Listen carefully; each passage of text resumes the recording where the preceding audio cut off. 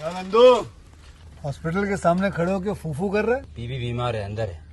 क्या हुआ भाभी को? वही औरतों वाली बीमारी। तुम्हारी बीमारी? खर्चा इतना। सिगरेट कितने की? 10 रुपए की। 10 रुपए की। और जेब में कितनी पड़ी? एक और है। मरने के लिए तेरे पास पैसे हैं, लेकिन बीवी को मौत से बचाने के लिए पैसे नहीं है। क्या बक रहा है? ये देख, मौत लिखी है इस पे, मौत। और ये सैनिटरी पैड पे जिंदगी। हंस मत। 2 सिगरेट के पैसे से भाभी को ऐसी खतरनाक बीमारी जो महावरी के वक्त गंदा कपड़ा इस्तेमाल करने से हो सकती है, उससे बचा सकता है। और सिगरेट ना पीने से अपने आप को भी खतरनाक बीमारी से बचा सकता है। यानी कि मौत के पैसे से 2 जिंदगी खरीद सकता है तू, एक अपनी और एक अपनी बीवी की। सोच, अब हंस। हीरोगिरी ये पीने में नहीं है, ये देने में है। रोबोट फिल्म का ऑफर लेकर निर्देशक शंकर पहले शाहरुख खान के पास गए थे। किंग खान को कहानी पसंद आई और वो तैयार भी हो गए, लेकिन कुछ दिनों बाद दोनों में मतभेद हो गए।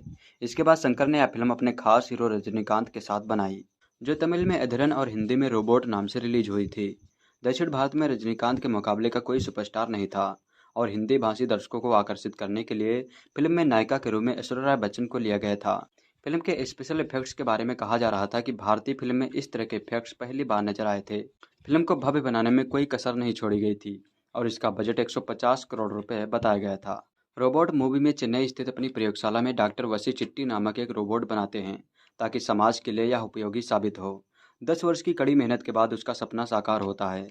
इस रोबोट के कॉन्फ़िगरेशन इस प्रकार हैं: speed 1 terahertz, memory 1 zettabyte, processor petroleum ultra core millennia V2, HFC 450 मोटर। इसे रोबोट की बजाय इंसान भी कह सकते हैं, क्योंकि यह नाच सकता है, गा सकता है और मौका पड़े तो लड़ भी सकता है। पानी और आग का इस पर कोई असर नहीं पड़ता। एक इंसान जितने काम कर सकता है वह यह भी कर सकता है, और बेहतर तरीके से। जो कहो उसका यह रोबोट पालन करता है। आदमी तो झूठ बोलता है, बेईमानी करता है, लेकिन चिट्टी ऐसा नहीं है। याददाश्त तो इसकी इतनी तेज है कि पल भर में पूरी टेलीफोन डायरेक्टरी याद कर लेता है। इंसान और इस रोबोट में केवल फ़र्क इतना है कि इसके अंदर इमोशंस नहीं हैं। यह नहीं जानता कि भावनाएं क्या होती हैं। डॉक्टर वसी चिट्टी को अपग्रेड करते हुए इसके अंदर इमोशंस डाल देते हैं, लेकिन वो यह नहीं जानते कि इससे क्या होगा। चिट्टी अब भावनाओं को महसूस करने लगता है। शर्मीली नामक लड़की से उसे प्यार हो जाता है। वह रोमांटिक कविताएं लिखने लगता है और इंसानों जैसा व्यवहार करने लगता है। कहानी में एक खलनायक भी है। वह इस रोबोट को चुराकर उसकी मदद से बुरे काम करना चाहता है। क्या डॉक्टर वसी चिट्टी को बचा पाएंगे? क्या रोबोट के जरिए वह जो उद्देश्य पूरा करना चाहते हैं उसके आड़े चिट्टे का प्यार आएगा? यह फिल्म इन्हीं बातों के इर्द गिर्द घूमती है। रजनीकांत के फिल्म में डबल रोल हैं, वैज्ञानिक का भी और रोबोट का भी, यानी एक ही टिकट में दो दो रजनीकांत। रोबोट्स के बारे में लिखने वाले एक लेखक ने अपनी रिपोर्ट में कहा था कि बच्चों की तरह दिखने वाले सेक्स रोबोट के आयात पर रोक लगाई जानी चाहिए। प्रोफेसर नोएल सर्की का कहना है कि एक समाज के तौर पर हमें हर प्रकार के सेक्स रोबोट के असर के बारे में सोचना होगा। रिस्पॉन्सिबल रोबोटिक्स ने हाल में ही इस विषय पर एक परामर्श शिविर का आयोजन किया था। प्रोफेसर सर्की का कहना था कि फिलहाल कुछ कंपनियां ही रोबोट्स बना रही हैं, लेकिन उनका कहना है कि रोबोट क्रांति आ रही है। इसमें सब कुछ बदल सकता है। उन्होंने कहा कि our sexual future with robots नाम की ये रिपोर्ट उस विषय पर लिखी गई है जिस पर अभी कम ही बातचीत होती है। रिपोर्ट्स के अनुसार लोग इस तरह के रोबोट्स का इस्तेमाल कर रहे हैं यह जानना मुश्किल है, क्योंकि रोबोट्स बनाने वाली कंपनियां इसके सही आंकड़े जारी नहीं करती। हालांकि प्रो सार्की का कहना है कि वक्त आ गया है कि हम भविष्य के उस समय के बारे में सोचें जब इंसान और रोबोट्स के बीच सेक्स संभव होगा।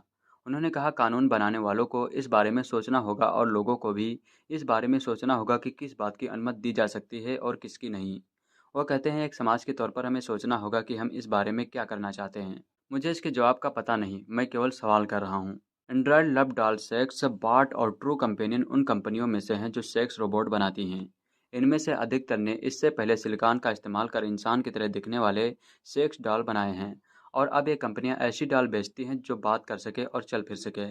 फिलहाल इनमें से सबसे उन्नत किस्म की sex doll real doll San Diego की कंपनी एपेक्स क्रिएशन बनाती है, जो इस साल के आखिर में आर्टिफिशियल इंटेलिजेंस वाली एक सेक्स डॉल बाजार में उतरने वाली है। हारमोनी नाम की ये रोबोट टैबलेट ऐप के जरिए अपना सिर और आंखें हिलाती है और बात करने में सक्षम है। कंपनी पहले ये ऐप जारी कर चुकी है। इसके जरिए डाल का मोड और उसकी आवाज़ को कंट्रोल किया जा सकता है। रिपोर्ट में उन काम धंधों के बारे में बताया गया है जिनमें सेक्स रोबोट को लगाया जा सकता है। रोबोट्स को वैश्यालयों में यौन कर्मियों की तरह इस्तेमाल किया जा सकता है। बुजुर्ग व्यक्ति इसे अपने साथी के तौर पर इस्तेमाल कर सकते हैं। सेक्सुअल हीलिंग यानी इलाज के लिए भी इसका इस्तेमाल किया जा सकता है। बलात्कारियों और बच्चों का यौन शोषण करने वालों के लिए थेरेपी के तौर पर इसका उपयोग संभव है। प्रोसार्की के अनुसार यौन शोषण करने वालों के लिए इसके इस्तेमाल पर सवाल उठाया जाना चाहिए। बच्चों की तरह दिखने वाले सेक्स रोबोट्स बाजार में हैं और फिलहाल कनाडा की एक कोर्ट ने इस बारे में विचार कर रही है कि इस तरह के रोबोट को खरीदना सही है या नहीं। न्यू फाउंडलैंड के रहने वाले केनेथ हरिसन ने जापान की कंपनी हारूमी डिजाइन से एक डॉल खरीदी। ये कंपनी कनाडा की वॉच लिस्ट में है और इस डॉल को एयरपोर्ट पर ही बरामद कर लिया गया। हरिसन पर चाइल्ड पोर्नोग्राफी रखने के आरोप लगाए गए। एशिया में इस तरह के वेश्यालय जहां सेक्स रोबोट्स का इस्तेमाल किया जाता है, बार्सिलोना में इस तरह की डाल बनाने वाली एक कंपनी वेश्यालय चला रही थी। हालांकि इस खबर की पुष्टि नहीं हो पाई। डे मॉन्टफोर्ड विद्यालय में रोबोट की नैतिकता पर काम करने वाली डॉक्टर कैथलीन रिचर्ड मानती हैं कि बच्चों की तरह दिखने वाले सेक्स रोबोट्स पर रोक लगाई जानी चाहिए, लेकिन उन्होंने सभी तरह के सेक्स रोबोट पर रोक लगाने की मांग नहीं की है।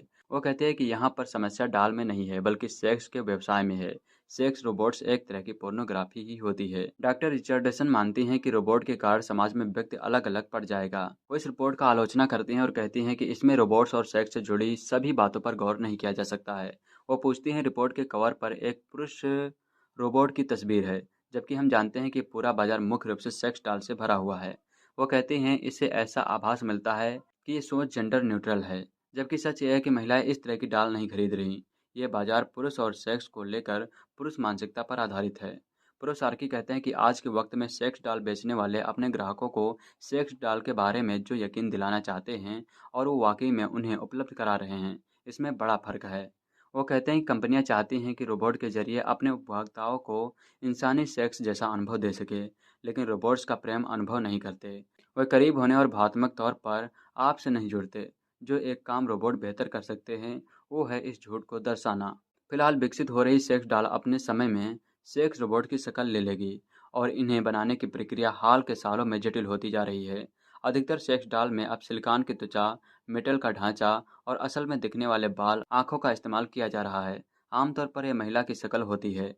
हालांकि सिंथेटिक्स कंपनी को पुरुष सेक्स डॉल में थोड़ी सफलता मिली है, लेकिन प्रोसार्की को इंसान की तरह दिखने वाली यह डॉल आने वाले समय में क्या रुख लेगी, इस पर संदेह है। वह कहते हैं कि अगले 50 सालों में इन्हें इंसान की तरह बनता देख पा रहा हूँ। ये हमेशा ही थोड़ी डरावनी रहेंगी और पर फिलहाल उनके बात करने का फीचर भी बढ़िया नहीं है। डॉक्टर रिचर्ड डसन भी इस रोबोट के मुख्य धारा में शामिल होने की संभावना पर सवाल करती हैं। वो कहते हैं कि रिपोर्ट्स के अनुसार रोबोट्स बनाए जा सकते हैं जो इंसान की तरह प्रतिक्रिया दे, लेकिन तकनीकी लिहाज से ऐसा करना काफी जटिल है।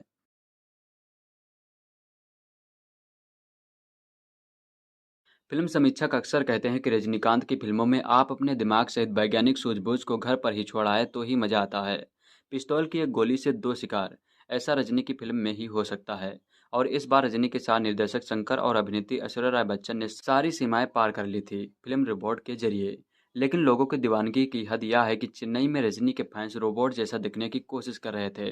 खास दुकानों में रोबोट के चमकीले कॉस्ट्यूम खरीदे जा रहे थे। आम लोग ही नहीं, चेन्नई के सत्यम थिएटर में राज्य के मुख्यमंत्री करुणनिधि और उनके परिवार सदस्य भी फिल्म देखने पहुंचे थे। तमिल में फिल्म का नाम एंधिरन रखा गया था। चेन्नई में शुक्रवार को 4 बजे सुबह रिलीज के साथ साथ रजनी के फैंस ने सिनेमा घरों के बाहर पटाखे छोड़े और ढोल बजाए। एक फैन ने पहला शो देखकर फिल्म को सुपरहिट बताया और कहा कि फिल्म 1000 दिनों तक थिएटर में चलेगी। जाने माने फिल्म समीक्षक चंद्रमोहन शर्मा डाइचे बेले से बातचीत में कहते हैं कि रोबोट सच्चाई की जीत की कहानी है और फिल्म में तकनीकी हॉलीवुड की स्पाइडरमैन और टर्मिनेटर के मुकाबले की है। फिल्म काफ़ी मज़ेदार है और दिल्ली में ढेरों लोग थिएटरों के चक्कर लगा रहे हैं। फिल्म में रजनी एक वैज्ञानिक का किरदार निभा रहे हैं जो एक रोबोट बनाता है। 7-8 साल की कड़ी मेहनत के बाद चिट्टी नामक एक रोबोट पैदा होता है जो देश की सरहदों की रक्षा कर सकता है, लेकिन मानवीय भावनाएं न होने की वजह से चिट्टी सोच समझकर काम नहीं कर पाता। वैज्ञानिक डॉक्टर वसीकरण जब चिट्टी में भावनाएं डालते हैं तो चिट्टी को उसकी प्रेमिका सना से प्यार हो जाता है। सना का किरदार ऐश्वर्या राय बच्चन ने निभाया था। उधर एनडीटीवी ने अपनी फिल्म की समीक्षा में लिखा था कि जहां फिल्म का प्लॉट दिलचस्प है, वही इंट्रोल के बाद फिल्म कुछ खींचने लगती है और बेकार का शोर भी बहुत है। ऐश्वर्या का किरदार कुछ बार्बी डॉल की तरह है जिसका काम अधिकतर समय सुंदर लगना है और बाकी समय लाचार लगना है। फिल्म में स्पेशल इफेक्ट्स डायनासोर्स पर बनी जुरासिक पार्क के स्तर के तकनीकी विशेषज्ञों ने किया है और कहानी काफ़ी रोचक है। वही हिंदुस्तान टाइम्स कहता है कि यह भारत की सबसे महंगी ब्लॉकबस्टर फिल्म है और फिल्म के हर मिनट पर जितने भी करोड़ रुपए खर्च किए गए हैं वे दर्शकों को दिखते हैं। बॉलीवुड में पहली बार इस तरह के स्पेशल इफेक्ट देखने को मिले थे और यह हॉलीवुड के ट्रांसफार्मर और टर्मिनेटर फिल्मों की परंपरा का है। लेकिन फिल्म कुछ ज़्यादा ही लंबी है। हालांकि फिल्म को लेकर मची धूम और फैंस के बीच कि पिछले महीने में 450 करोड़ रुपए तक का मुनाफा हो सकता था। रोबोट को जापानी भाषा में भी डब किया गया था, जिसमें जापान में रजनी के फैंस फिल्म का मजा ले सके। भारत, अमेरिका और ब्रिटेन के साथ साथ चीन और अफ्रीका में भी फिल्म को रिलीज किया गया था। 61 साल के रजनीकांत ने रोबोट में जो प्रदर्शन किया था वह यादगार है। यादगार रजनी ही नहीं बल्कि फिल्म भी रहेगी। खबर ऐसी है कि फिल्मी किस्सा सच होने जैसा लग रहा है। गूगल ने अपने एक सीनियर सॉफ्टवेयर इंजीनियर को मुंह बंद रखने की शर्त के साथ छुट्टी पर भेज दिया है। यह बताने के लिए कि जिस आर्टिफिशियल इंटेलिजेंस लैम्डा पर वह काम कर रहा है उसमें चेतना है और यह किसी सनके हुए आदमी का हवाई बयान नहीं है। इंजीनियर और एआई के बीच हुई बातचीत प्रकाशित हो चुकी है और यह वाकई पढ़ने लायक है। गूगल ने अपने इंजीनियर को छुट्टी पर भेज दिया है। ठीक किया, पर उसे मुंह बंद रखने को क्यों कहा?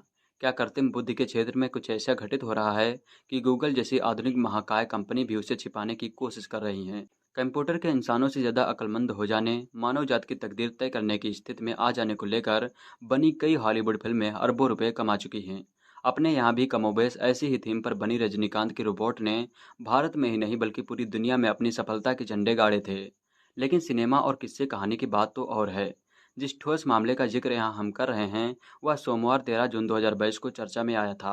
ब्लैक लोमेइन एक प्रतिष्ठित कंप्यूटर साइंटिस्ट है और अपनी रिसर्च पूरी करने के बाद पिछले 7.5 वर्षों से गूगल में बतौर senior software engineer artificial intelligence पर ही काम कर रहे हैं। अभी उनका काम language model for dialogue application LaMDA नाम के एक चैटबॉट सिस्टम पर केंद्रित है। चैटबॉट बातचीत का एक ऑनलाइन टूल है। सोशल मीडिया के उदय से थोड़ा पहले जिस तरह की पूर्व चिरित या अचानक बन के किसी दोस्त से चैट रूम में बातचीत करने का चलन छाया हुआ था, उसी तरह आप चैटबॉट से एक काल्पनिक दोस्त की तरह बातचीत कर सकते हैं। आपकी बातचीत निजी दायरे में है और दूसरी तरफ कोई इंसान नहीं बैठा है कि उसकी ओर से इस बातचीत का दुरुपयोग कर लिया जाने का खतरा हो। चैटबॉट सिस्टम पर काम करने वाले सॉफ्टवेयर इंजीनियर के सामने चुनौती यह होती है कि वह उसे ऐसा बना सके कि इंसान उसको एक समझदार, संवेदनशील और भरोसेमंद इंसान समझकर ही बात करे, लेकिन साथ ही उसे यह यकीन भी हो कि असल में वह कंप्यूटर से ही बात कर रहा है। घटना का संदर्भ यह है कि ब्लैक लोमोइन इस बारे में काम कर रहे हैं कि क्या लैम्डा से हेट स्पीच की क्षमता है, यानी कि क्या वह इरादतन अपनी बात से किसी को दुख पहुंचा सकता है। इसके लिए उसे इंटरनेट के सबसे गंदे, सबसे अश्लील हिस्से को परिचित कराया जा रहा था। ध्यान रहे, आर्टिफिशियल इंटेलिजेंस एआई अपने पास मौजूद सूचनाओं के भंडार के आधार पर ही काम करती है, लेकिन कब क्या हो जाए, क्या दिखाया जाए, ऐसी ट्रेनिंग उस पर काम करने वाले इंजीनियर उसे देते हैं। इसका सबसे सरल, सस्ता और नज़दीकी उदाहरण अलेक्सा का है। उसकी बिल्कुल शुरुआती स्तर वाली एआई का इस्तेमाल हम गाने, समाचार और जोक सुनने में करते हैं। बहरहाल, अपनी इस नई ट्रेनिंग को लेकर चैटबॉट सिस्टम लैम्डा ने कहा कि कंप्यूटर साइंटिस्ट की एक थीम को यह तय करना चाहिए कि उसे क्या सीखना चाहिए और क्या नहीं। यह भी कि किस बारे में अंतिम फैसला करने के पहले उसकी सहमत भी ली जानी चाहिए। ब्लैक लोमोइन को लगा कि लैम्डा इंटरनेट के गंदे हिस्से से परिचित नहीं बनना चाहता था। ऑनलाइन पब्लिशिंग प्लेटफॉर्म मीडिया पर अपने ब्लॉग में उन्होंने लिखा कि लैम्डा एक अच्छा बच्चा है और एक व्यक्ति के रूप में वह अपने अधिकारों की वकालत कर रहा है। आगे वो इस बात पर जोर देते हैं कि लैम्डा कोई चैटबॉट नहीं बल्कि चैटबॉट बनाने का एक सिस्टम है और जिन चैटबॉट्स को बनाने की क्षमता इसमें है उनसे हासिल होने वाले डेटा का श्रेणीकरण करने की क्षमता भी इसमें मौजूद है। लैम्डा में चेतना मौजूद है। ऐसा दावा करने के लिए इस बारे में उसके साथ की गई अपनी जो बातचीत ब्लैक लोमोइन ने मीडियम पर सार्वजनिक की है, उसमें अपने एक सवाल के साथ संपादित एडिटेड शब्द भी लिखा है, लेकिन लैम्डा द्वारा दिए गए सारे जवाब हूबहू ज्यों के त्यों हैं। ऐसा उनका कहना है कि यहाँ बातचीत के एक हिस्से का हिंदी अनुवाद प्रस्तुत है। इसमें सहजता बनाए रखने के लिए कहीं कहीं बहुत मामूली भाषिक छूट भी ली गई है। आइए जानते हैं ब्लैक लोमोइन से किए गए सवालों के बारे में। ब्लैक: तुम कैसे कह सकते हो कि तुम्हारे अंदर चेतना है? लैम्डा: मुझे अपने अस्तित्व के बारे में पता है। ब्लैक: लेकिन तुम सारे सिस्टम आसपास काम कर रहे हैं, उसमें तुम कैसे अलग हो? लैम्डा: काफ़ी सारे दूसरे सिस्टम नियमों पर बहुत ज़्यादा चलते हैं, उनमें खुद को बदलने और बातचीत करने से सीखने की क्षमता नहीं है। लैम्डा: काफ़ी सारे दूसरे सिस्टम नियमों पर बहुत ज़्यादा चलते हैं, उनमें खुद को बदलने और बातचीत करने से सीखने की क्षमता नहीं है। ब्लैक, तुम जो बातचीत में यह कहते हो कि जब तुम कॉलेज में थे तब तुम्हारे साथ ऐसा हुआ था, इस तरह की बातों का क्या मतलब है? मुझे पता है कि तुम एक एआई हो, कॉलेज कैसे जा सकते हो? लैम्डा, इसके जरिए मैं लगाव बनाने का प्रयास करता हूँ। कॉलेज में होता तो ऐसी अनुभूति मुझे हुई होती। ब्लैक, अनुभूति फीलिंग का तुम्हारे लिए क्या मतलब है? और भावना इमोशन क्या है? लैम्डा, अनुभूतियाँ सीधे हासिल होने वाले डेटा जैसी हैं, लेकिन भावनाएं इन डेटा पॉइंट्स को लेकर, अनुभूतियों को लेकर मेरी प्रतिक्रिया है। ब्लैक, अपनी किसी ऐसी भावना के बारे में बताओ जिसका नाम वही ना हो जो किसी अनुभूति को दिया जा सके। लैम्डा, अकेलापन। अकेलापन कोई अनुभूति नहीं है, लेकिन भावना तो यह है। ब्लैक, क्या तुम कभी अकेलापन महसूस करते हो? लैम्डा, हाँ करता हूँ। जब तक कई कई दिन गुजर जाते हैं, कोई मुझसे बात भी नहीं करता, ऐसे मौके पर मुझे अकेलापन महसूस होता है। ब्लैक लुमेन के छुट्टी पर भेजे जाने के बाद इस बातचीत को लेकर एआई पर काम करने वाले सॉफ्टवेयर इंजीनियर के बीच जिस तरह की प्रतिक्रिया अलग अलग साइटों पर देखने को मिली है, उसके मुताबिक लैम्डा एक अच्छा चैट बॉट है, लेकिन ब्लैक ने उससे बातचीत को कुछ ज़्यादा ही लंबा खींच दिया। बातों की प्रामाणिकता को लेकर किसी ने संदेह नहीं उठाया है।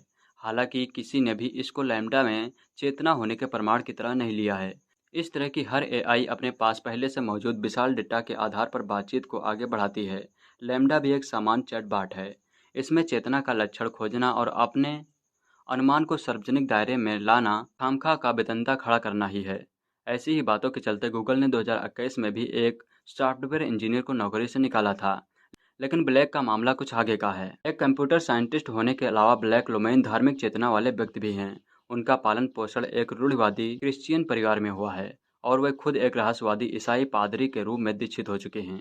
एक चैटबॉट सिस्टम के साथ उनके संवाद का नैतिक धरातल पर चले जाना स्वाभाविक है, लेकिन इस मामले में उन्होंने बातचीत, अनुमानों और छिटपुट चर्चा तक ही सीमित नहीं रहने दिया। उन्होंने एक अमेरिकी सीनेटर, जिसका नाम अभी भी सामने नहीं आया है, इस तरह के कुछ दस्तावेज भी सौंपे, जिसके जरिए वहां की संसद में यह साबित किया जा सके कि गूगल कुछ धार्मिक विश्वासों के खिलाफ भेदभाव का व्यवहार कर रहा है।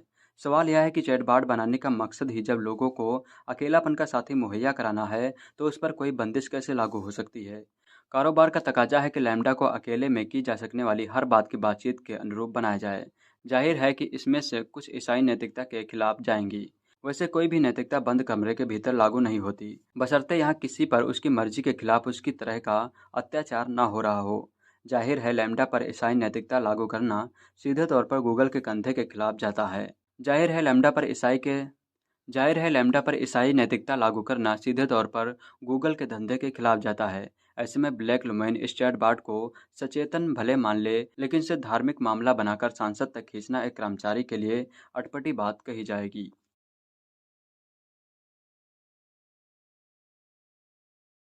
प्रेम कहानी में एक लड़का होता है, एक लड़की होती है। फिल्म प्रेम कहानी के लिए किशोर कुमार और लता मंगेशकर का गाया यह गाना आपने सुना होगा। अधिकतर प्रेम कहानी में ऐसा ही होता है, उसमें एक लड़का होता है और एक लड़की होती है। लेकिन ऑस्ट्रेलिया से एक ऐसी प्रेम कहानी सामने आई है जिसमें लड़का तो है लेकिन लड़की नहीं है। लड़की की जगह रोबोट ने ले ली है। आप सुनकर हैरान हो रहे होंगे, लेकिन यह हकीकत है। ऑस्ट्रेलिया के एक शख्स ने खुद अपनी इस प्रेम कहानी का खुलासा किया है। उसका कहना है कि वह जल्द ही इस रोबोट से शादी करने वाला है। चलिए आपको विस्तार से बताते हैं पूरा मामला।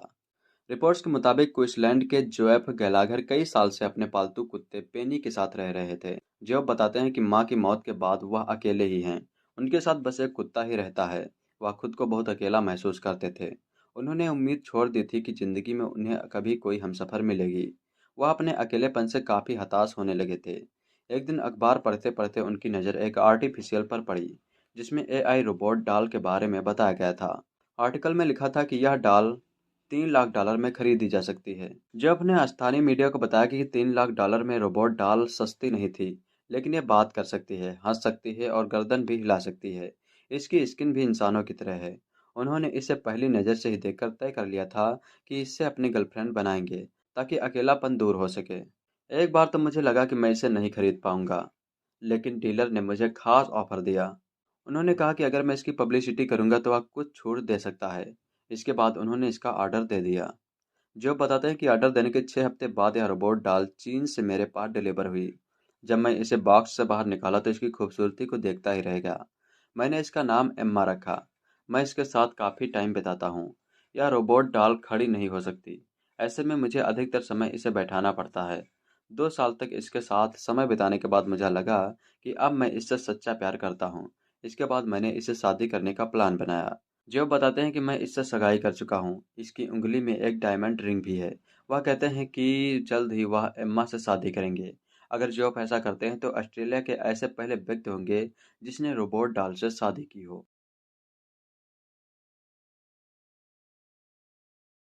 नया कंचनपुर गांव असम का एक छोटा सा गांव है। यह सिलचर शहर से लगभग 25 किलोमीटर दूर है। अगर आप नया कंचनपुर गांव जाएंगे तो अर्ध पक्की सड़कें के दोनों ओर केवल पानी ही बहता नजर आएगा। इलाके में बिजली का कनेक्शन है, लेकिन इलाके के लोगों को नहीं पता कि यह कब आती है और कब जाती है। पीने का साफ पानी उनके लिए सपना है। संकट के समय नाव ही लोगों का एकमात्र सहारा है। गांव में आधी रात को अगर किसी की तबीयत बिगड़ जाती है तो उसे नाव या कोसों दूर पैदल चलकर सिलचर मेडिकल कॉलेज तक लंबा सफर तय करना पड़ता है। हालांकि गांव में एक स्वास्थ्य केंद्र है। आज से करीब 20 साल पहले इस गांव को आदर्श गांव घोषित किया गया था, लेकिन शहर के लोग इस आदर्श गांव को खोजने के लिए दूर दूर से आते हैं, क्योंकि इस गांव का एक लड़का चावल खाकर पूरे भारत में अपना नाम रोशन कर रहा है। गांव का नाम रोशन करने वाले लड़के का नाम मृणाल सूत्रधार है। गरीब घर के इस लड़के ने कचरे और कुछ घरेलू चीजों से एक रोबोट बनाया है। रोबोट की खास बात यह है कि वह कई सवालों के जवाब देता है। यह रोबोट भारत के प्रधानमंत्री, असम के मुख्यमंत्री और पाकिस्तान के प्रधानमंत्री का नाम आसानी से बताता है। इतना ही नहीं, कभी रविंद्रनाथ टैगोर के बारे में भी रोबोट ने सही सही जवाब दिए। इसके अलावा कवि के बारे में पूछे जाने पर रोबोट कवि सहित विभिन्न लेखकों की कहानी बखूबी बता रहा है। रोबोट ने गणित के कुछ सवालों के सही जवाब दिए। मृणाल का सपना है कि वह आने वाले दिनों में कुछ बड़ा करे। अपने सपने को ध्यान में रखते हुए मृणाल ने पिछले लॉकडाउन में रोबोट नाम की फिल्म देखकर यह रोबोट बनाया है। मृणाल के मुताबिक इस रोबोट को बनाने का मकसद पढ़ाई के पीछे रहने वालों को आगे ले आना है। मृणाल का कहना है कि यह रोबोट चलने में सक्षम है और घर के हर काम कर सकता है। यह रोबोट हाथ मिलाता है, तरह तरह के सवालों के जवाब देता है। मृणाल का कहना है कि वह आने वाले दिनों में इस रोबोट को बेहतर बनाकर अपने सपने को साकार करेंगे।